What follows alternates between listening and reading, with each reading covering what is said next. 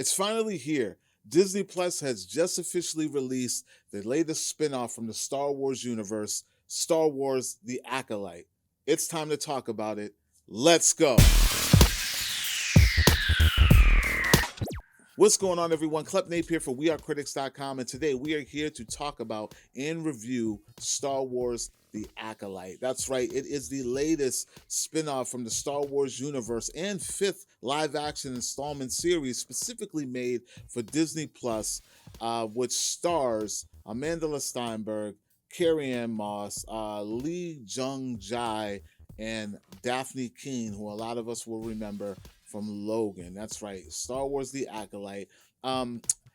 Before I talk about what did I think about this thing, let me give you a little gist of what this is about. Now, in the lore, it is taking place 100 years before the original Star Wars storyline that we are all familiar with, and it follows a certain individual and a group of Jedi who are set across on this mission because there's been an assassination or a few assassination attempts on Jedi. A certain individual is framed for these murders, and they are out to clear the name and protect this individual throughout the series. Now, I was only able to see 4 of these episodes. Shout out to Disney for allowing me to see these things.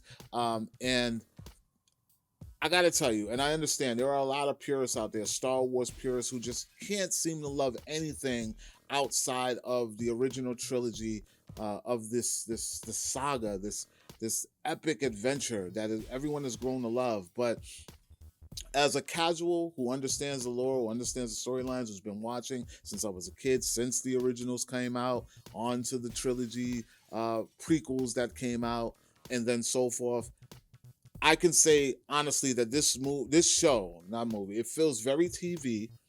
It feels very, very TV. But I would call it maybe Star Wars Light, or Diet Jedi, Sith Zero.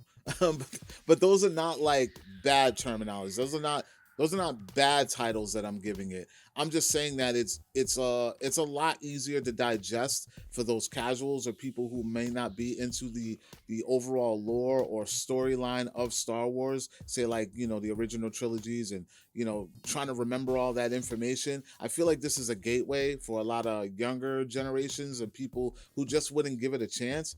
There's a lot more mystical, magical than science fiction, in my opinion. The characters are cool. They're worked in very well. There's a lot of great action. I'll give you that. It's not a boring show. I could tell you that off rip, that you're going into this thing and you're getting a lot of action. You're getting a lot of story off rip right from the beginning that kind of plants you in to get ready for the ride. What I do see a lot of purists and people who are really big on the Star Wars lore having an issue with is probably a lot of the narrative of all these newer characters that they're just not used to seeing. There may be some things in there that people may consider like woke or forced or things of that nature, like character traits and things that are going on. But I didn't really find anything out of the ordinary that really bothered me. I thought that the lead character played, her name is May, played by Amandla Steinberg. She seems like a very interesting character. Like, I'm curious to see what kind of happens with the character. And I'm telling you, the first 4 episodes land on such a cliffhanger that had me like, come on, I wanted to keep watching it. I think that they're doing a lot of great work with some of these characters, bringing them in.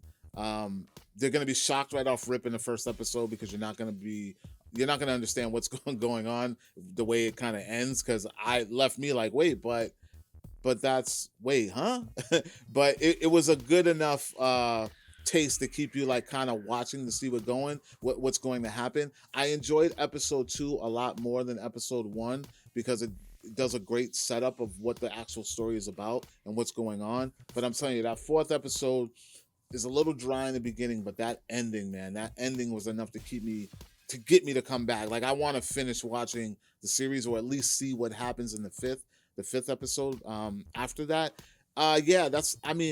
Overall, ladies and gentlemen, I don't have a huge issue with this show, but I can guarantee you that there are some purists out there that will probably have a really big issue with this show. And And that's sad, man, because I think that we got to understand that we're in another generation, we're in another era of Star Wars, and in order to keep this thing going, they got to try new things, try some stuff over here, try some stuff over here, and reach that new audience who's going to be around when us purists are not around anymore. They got to keep this legacy alive, and it's up to you, purists, to teach that new generation about what was in a positive way instead of saying what was is better than what's coming. Because I mean, it's all subjective, guys and girls. You know what I mean? So that's all I can say about Star Wars Acolyte.